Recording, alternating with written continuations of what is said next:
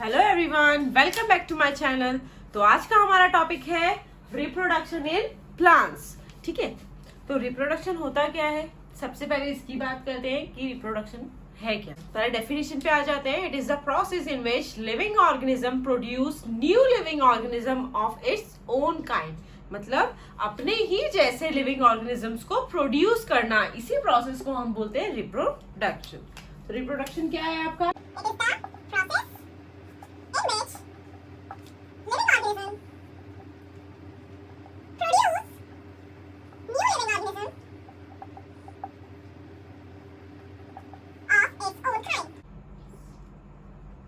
अपने ही जैसे living organism को प्रोड्यूस करने का जो प्रोसेस है उसी को हम बोलते हैं रिप्रोडक्शन। बात करते हैं इंपॉर्टेंस की रिप्रोडक्शन की क्या इंपॉर्टेंस है, क्यों जरूरत पड़ी रिप्रोडक्शन की। तो सबसे पहले अगर कोई भी ऑर्गेनिज्म है वो रिप्रोडक्शन कर रहा है तो उसको क्या जरूरत है। तो पहली चीज होती है आपकी प्रोडक्शन ऑफ प्रोजेनी या प्रोड्यूस प्रोजेनी। प्रोजेनी को प्रोड्यूस करने के लिए रिप्रोडक्शन की जरूरत होती है। सेकेंड है मेंटेन इट्स पॉपुलेशन। अपनी पॉपुलेशन को मेंटेन करने के लिए, मेंटेन इट्स पॉपुलेशन। ठीक है। थर्ड वन की अगर हम बात करें कि इसकी थर्ड जो इंपॉर्टेंस है वो क्या होगा, न्यू वेराइटी का प्रोडक्शन ज्यादा होगा। ठीक है, तो न्यू वेराइटी का प्रोडक्शन ज्यादा होगा तो उससे क्या होगा, न्यू वेरिएशंस होंगे और वेराइटीज मिलेंगी, जिससे क्या होगा, एनवायरमेंट में वो सर्वाइव इजीली कर पाएंगे या सर्वाइवल फॉर द फिटेस्ट। जो ज्यादा फिट होगा वो सर्वाइव कर पाएगा। तो ऐसे ये इसकी कुछ इंपॉर्टेंस थी जिनकी हमने बात की रिप्रोडक्शन के अंदर। अब बात करते हैं कि टाइप्स ऑफ रिप्रोडक्शन। हमारा जो मेन है टॉपिक वो है प्लांट्स के ऊपर। तो प्लांट्स के अंदर किस टाइप से रिप्रोडक्शन का प्रोसेस होता है वो देखेंगे। अब बात करते हैं टाइप्स ऑफ रिप्रोडक्शन की, कि प्लांट्स के अंदर कौन कौन से टाइप के रिप्रोडक्शन होते हैं। अगर हम ह्यूमन बींग्स की बात करते हैं तो क्या होगा, दो पेरेंट्स की रिक्वायरमेंट होती है, एक न्यू प्रोजेनी को या एक न्यू बेबी को प्रोड्यूस करने के लिए। तो सेम चीज प्लांट्स के अंदर भी न्यू प्लांट्स को फॉर्म करने के लिए रिप्रोडक्शन का प्रोसेस होता है। टाइप्स ऑफ रिप्रोडक्शन में अगर हम देखेंगे तो दो टाइप के रिप्रोडक्शन मिलते हैं आपको प्लांट्स के अंदर, asexual type and sexual type. Sexual type में क्या होगा, इट इन्वॉल्व्स टू पेरेंट्स। यहाँ पे किसका इन्वॉल्वमेंट होगा, टू पेरेंट्स का इन्वॉल्वमेंट होगा, एक मेल होगा और एक फीमेल होगा, दोनों से एक न्यू प्लांट्स का फॉर्मेशन होगा। जबकि असेक्सुअल के अंदर किसी दो पेरेंट की रिक्वायरमेंट नहीं होती है, सिंगल पेरेंट जो है वो प्रोड्यूस कर सकता है। ठीक है, ऐसा रिप्रोडक्शन आपको प्लांट्स के अंदर देखने को मिलता है। ह्यूमन बींग्स की अगर हम बात करें तो ह्यूमन बींग्स में आपको ये नहीं दिखता है। ठीक है, तो एक एक करके एक बार इसको डिटेल में देख लेते हैं क्या क्या होता है इसके टाइप्स। असेक्सुअल के अंदर अगर हम फर्दर डिवाइड करते हैं असेक्सुअल रिप्रोडक्शन को, तो देखो असेक्सुअल रिप्रोडक्शन में पहले आपका आता है फिजन। किस किस तरीके से हो सकता है, तो पहला आता है आपका फिजन। ठीक है, सेकेंड अगर हम बात करें तो फ्रेगमेंटेशन।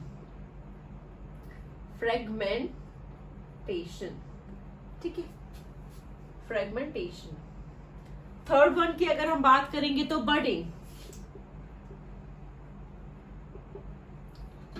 फोर्थ होता है हमारा रीजेनरेशन। ठीक है, रीजेनरेशन।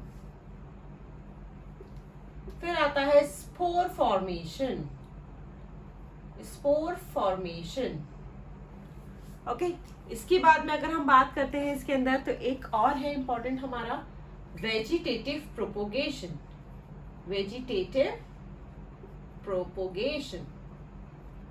तो मेन जो असेक्सुअल के टाइप है वो आपके ये है। ठीक है, फिजन में फर्दर फिर डिवाइड हो जाता है ये आपका बाइनरी फिजन और मल्टीपल फिजन में। Binary and multiple. Binary means 2।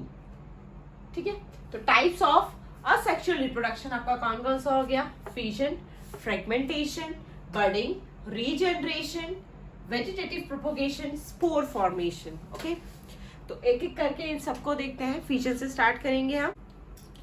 अब हम देखेंगे असेक्सुअल के अंदर सबसे पहले फिजन। फिजन क्या होता है, फिजन में mainly it is a simple type of division.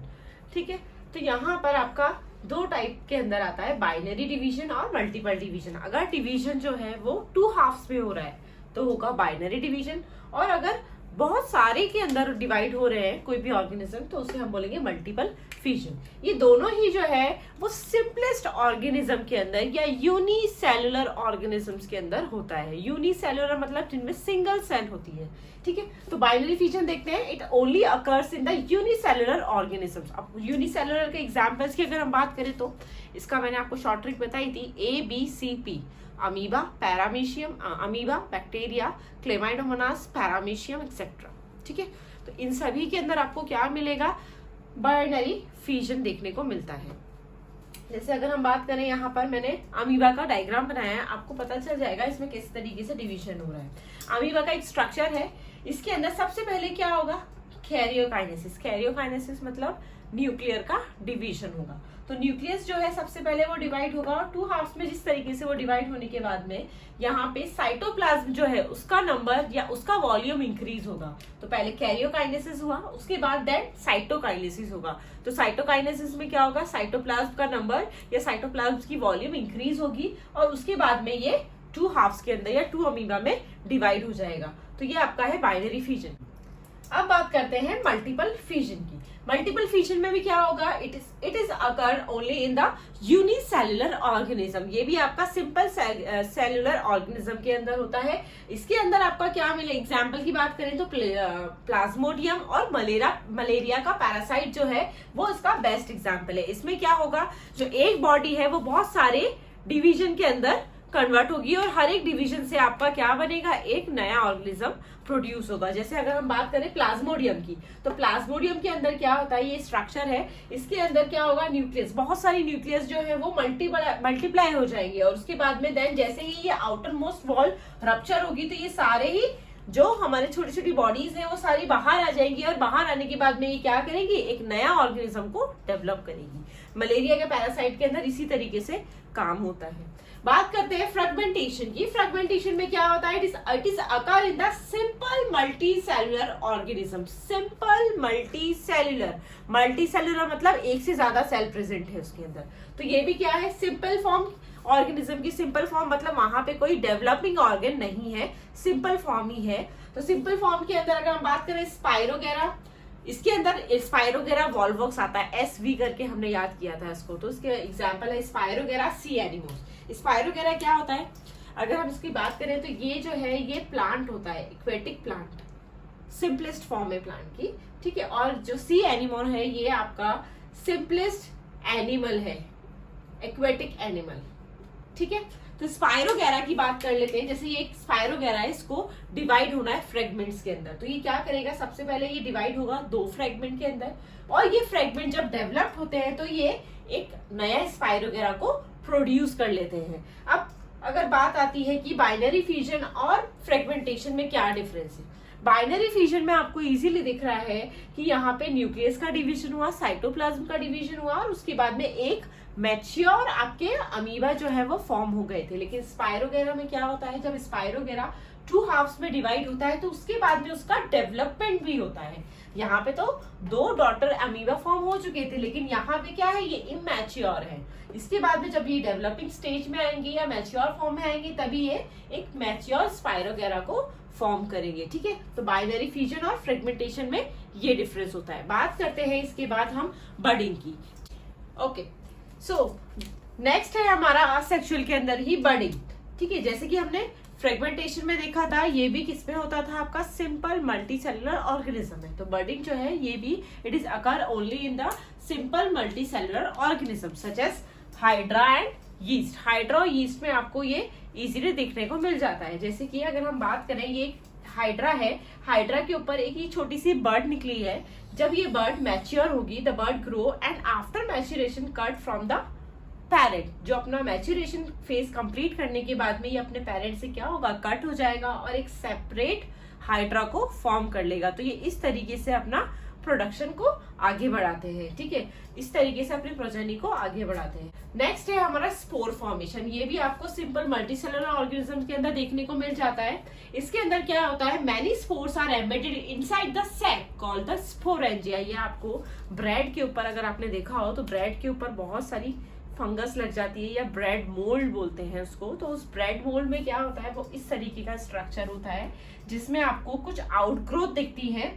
वो आउटग्रोथ के अंदर आपको ये जो आपको दिख रहा है सैक लाइक स्ट्रक्चर, बहुत सारे सैक लाइक स्ट्रक्चर देखने को मिलते हैं ब्रेड के अंदर जब ये ब्रेड मोल्ड लग जाता है। उस टाइप में क्या होता है, ये सैक के अंदर क्या होंगे, बहुत सारे स्पोर्स का फॉर्मेशन होना स्टार्ट हो जाता है। एक फेवरेबल कंडीशन आते हैं, ये स्पोरेंजिया जो है, जो सैक है, वो क्या होगा, बस्ट हो जाएगा। और बस्ट होने के बाद में जितने भी स्पोरेंजियो स्पोर्स हैं, जितने भी स्पोर्स हैं, वो आपके ब्रेड के ऊपर फैल जाएंगे। इसीलिए तेजी से एक बार अगर ब्रेड मोल्ड लग गया तो तेजी से पूरी ब्रेड के अंदर ये फैल जाते हैं, क्योंकि ये एक बार में इतने सारे स्पोर्स को बाहर निकालेंगे और हर एक स्पोर से वापस से एक हमारा नया ब्रेड मोल्ड जो है वो फॉर्म हो जाएगा। ठीक है, ये होता है आपका स्पोर फॉर्मेशन। इसका बेस्ट एग्जाम्पल है ब्रेड मोल्ड। नेक्स्ट है हमारा रीजेनरेशन। रीजेनरेशन के अंदर क्या होता है, it is occur in the simple multicellular organisms. Example की बात करें तो प्लेनेरिया और हाइड्रा। हाइड्रा के अंदर आपको रीजनरेशन भी देखने को मिल जाता है और बडिंग भी देखने को मिलती है। अब रीजनरेशन क्या होता है, सपोज किसी ऑर्गेनिज्म के अंदर कोई एक्सीडेंट हुआ और उस ऑर्गेनिज्म को बहुत सारे पार्ट्स के अंदर कट कर दिया गया, तो क्या होगा, हर एक पार्ट जो है वो पूरा ऑर्गेनिज्म को फॉर्म कर लेगा।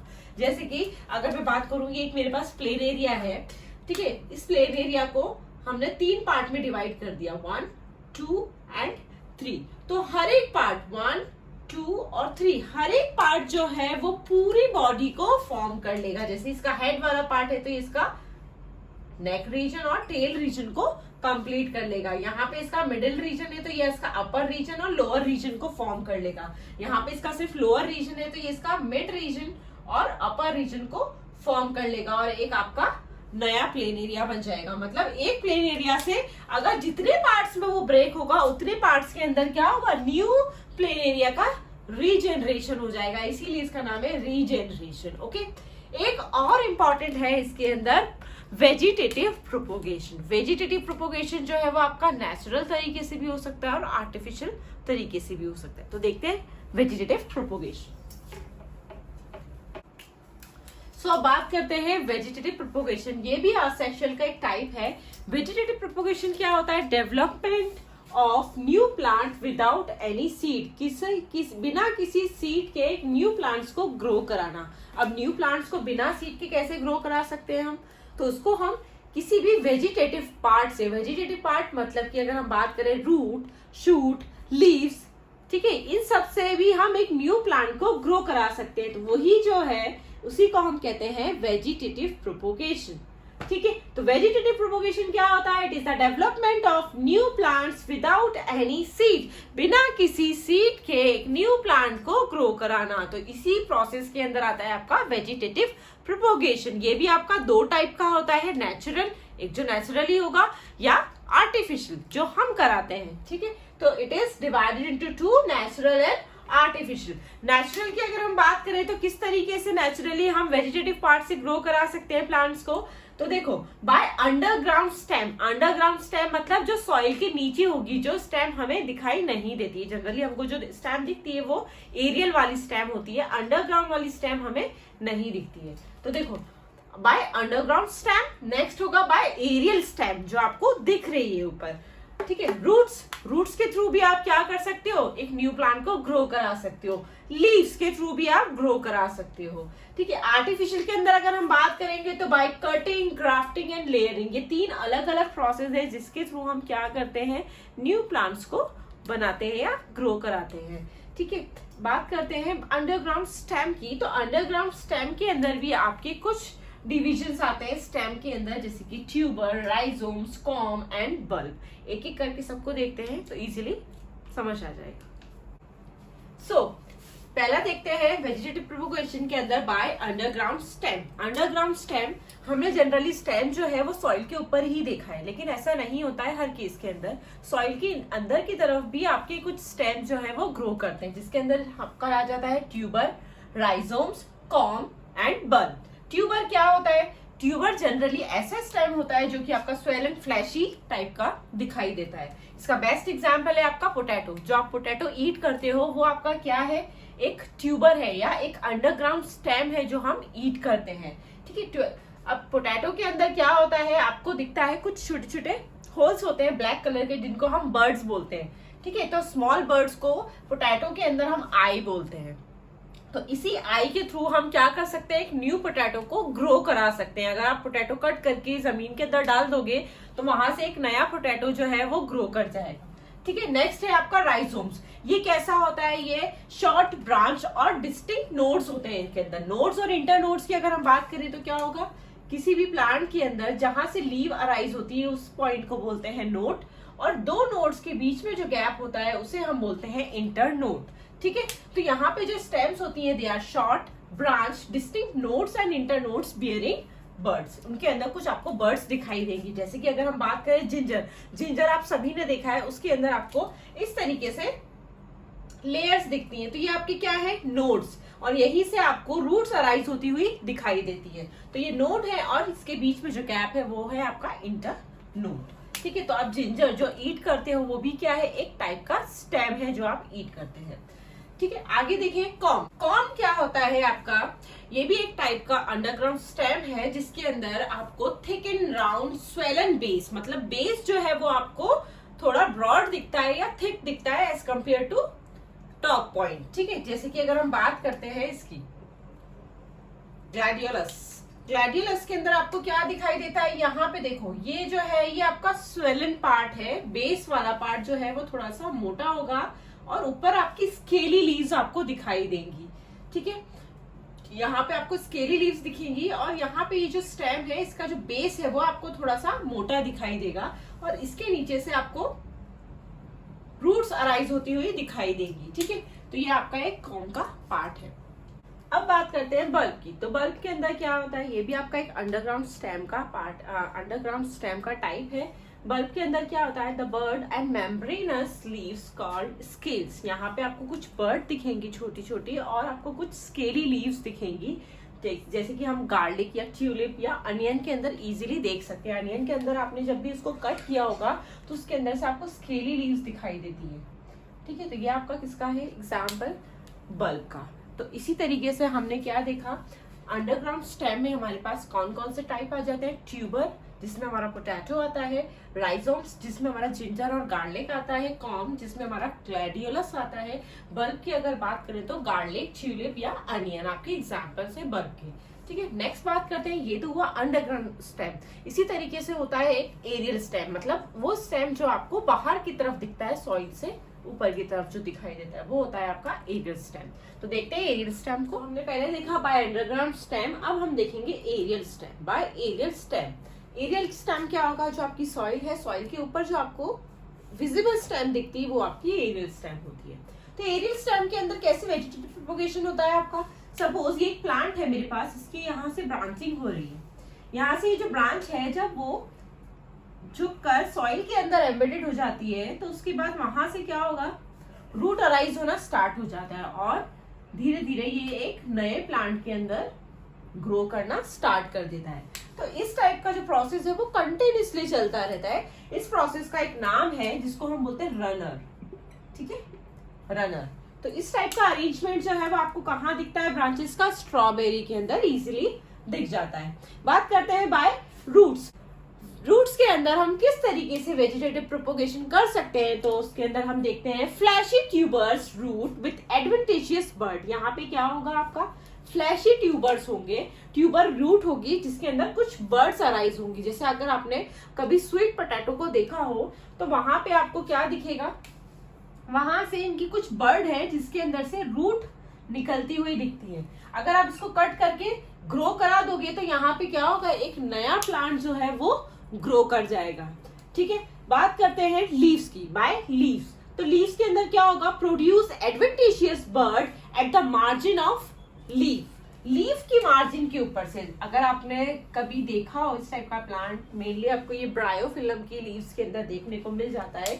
एक मैच्योर लीफ जो है वहां से बहुत छोटी छोटी सी लीफलेट्स जो है वो स्टार्ट हो जाती है ग्रो करना, और जब वो क्या करती है, एक मॉइस्ट सॉइल के अंदर गिर जाती है तो वहां से क्या होगा, एक नया प्लांट जो है वो ग्रो करना स्टार्ट कर देगा। मतलब आपको लीफ की मार्जिन के ऊपर ही छोटी छोटी सी लीव्स ग्रो करती हुई दिखाई देगी। ऐसा आपको ब्रायोफिलम के अंदर इजीली दिख जाता है, ठीक है, तो ये हमारा कंप्लीट हुआ यहाँ पे अंडरग्राउंड स्टेम, एरियल स्टेम, ठीक है, रूट्स एंड लीव्स। इसके बाद बात करते हैं हमारे आर्टिफिशियल मेथड की, कि आर्टिफिशियल मेथड क्या होता है वेजिटेटिव प्रोपोगेशन का, और किस तरीके से हम वेजिटेटिव प्रोपोगेशन कर सकते हैं बाय आर्टिफिशियल मेथड। ठीक है, अब देखते हैं आर्टिफिशियल मेथड। ओके, अब बात करते हैं आर्टिफिशियल मेथड की वेजिटेटिव प्रोपोगेशन के अंदर। तो इसके अंदर आपके मेनली 3 आते हैं, CLG, C for cutting, L for layering and G for grafting. तो क्या होते हैं देखते हैं। कटिंग के अंदर अगर हम बात करें तो यहाँ पे क्या होगा, part of stem with a axillary bud is cut from the plant and planted in moist soil. यहाँ पे आप क्या करते हो, एक प्लांट जो है उसका एक्सिलरी पार्ट क्या होता है, टॉप मोस्ट पार्ट जो है जहाँ पे न्यूली डेवलपिंग सेल्स होती हैं आपकी, वहां से आप उस पोर्शन को कट करते हो और प्लांट के अंदर आप सॉइल के अंदर उसको ग्रो करा देते हो, तो वहां से एक नया प्लांट जो है वो ग्रो कर जाता है। ऐसा हम करते हैं रोज के अंदर, शुगर केन के अंदर और पाइनएप्पल के अंदर। इन सभी के अंदर हम कटिंग की हेल्प से ग्रो कराते हैं एक न्यू प्लांट को। ठीक है, बात करते हैं लेयरिंग की। तो लेयरिंग में क्या होता है आपका, branch of plant is bent and covered it with soil. ठीक है, यहाँ पे आप क्या करोगे, एक मैच्योर प्लांट लोगे जिसका आप एक ब्रांच लोगे, उस ब्रांच को जैसे ही हम सॉइल के अंदर डाल देते हैं तो वहां पे आपको क्या दिखेगा, रूट अराइज होती हुई दिखेंगी, और रूट के बाद में यहाँ से एक बेबी प्लांट जो है वो ग्रो करता हुआ दिखाई देगा। उसके बाद क्या होगा, ये कुछ टाइम के बाद में जैसे ही मैच्योर होगा तो अपने पेरेंट प्लांट से ये डिटैच होके एक न्यू प्लांट के अंदर फॉर्म हो जाएगा। जबकि रनर में क्या था, रनर में भी इसी टाइप का था, लेकिन रनर में क्या था, ये चीज कंटिन्यूअसली चल रही थी। लेयरिंग के अंदर ऐसा नहीं होता है। लेयरिंग में क्या होगा, आपका ब्रांच जो है वो हम ट्विस्ट करते हैं, बेंड करते हैं, और बेंड करने के बाद में हम उसको सॉइल के अंदर डाल देते हैं, जिससे एक छोटा प्लांट जो है वो ग्रो करता है। जैसे ही ये प्लांट मैच्योरिटी गेन करता है, ये अपने पेरेंट प्लांट से डिटैच हो जाता है और न्यू प्लांट के अंदर ग्रो कर जाता है। ऐसा लेमन में आपको देखने को मिलता है, जनरली रोज के अंदर देखने को मिलता है, जस्मीन में आपको देखने को मिलता है। ठीक है, ग्राफ्टिंग की बात करते हैं। तो ग्राफ्टिंग क्या होता है, the 2 different plants are combined to obtain a plant with a superior quality। Superior quality लाने के लिए हम 2 different plants को मर्ज कर देते हैं। अब मर्ज कैसे करेंगे, दोनों प्लांट्स के हमें क्या चाहिए, स्टेम वाले पार्ट चाहिए, तो हमने दोनों स्टेम वाले पार्ट को एक के ऊपर एक रख देते हैं। ठीक है, फर्स्ट पार्ट जो होता है आपका, फर्स्ट स्टेम जो होता है उसे हम बोले सायन, जबकि सेकंड वाला जो है वो आपका रूटेड पार्ट होता है, इसे हम बोलते हैं स्टॉक। तो साइड और स्टॉक को हम इस तरीके से मर्ज करते हैं। अब इनिशियली तो ये अलग है, तो इसमें क्या होगा, हम इसको किसी बैंडेज या किसी टेप की हेल्प से ज्वाइन करते हैं। आफ्टर सम टाइम्स यहाँ पर आपको पता है कि यहाँ पे हाई सेलुलर डिवीजन होगा, मेरिस्टेमेटिक टिश्यूज हैं, तो सेलुलर डिवीजन जो है वो काफी ज्यादा होगा, जिसकी वजह से ये दोनों आपस में मर्ज हो जाएंगे या ज्वाइन हो जाएंगे। ठीक है, तो अब यहाँ पे आपको क्वालिटी क्या मिलेगी, इस टॉप मोस्ट वाले स्टेम की क्वालिटी भी मिलेगी और इसकी भी, इस स्टेम की भी क्वालिटी देखने को मिलेगी। तो जनरली हम ग्राफ्टिंग जो है वो अलग अलग 2 different टाइप ऑफ फ्लावर्स को ऑब्टेन करने के लिए करते हैं। जैसे कि अगर हम बात करें तो रोज एंड मैंगो, तो मैंगो और रोज को हम ग्राफ्टिंग से भी कई बार करते हैं, to obtain the different types of flower और डिफरेंट कलर ऑफ फ्लावर को ऑब्टेन करने के लिए हम ग्राफ्टिंग का पर्पस जो है, ग्राफ्टिंग का जो टेक्निक है इसको यूज किया जाता है। ऑर्नामेंटल फ्लावर्स को ऑब्टेन करने के लिए ग्राफ्टिंग का प्रोसेस यूज किया जाता है। So I hope you like my video. Thank you everyone.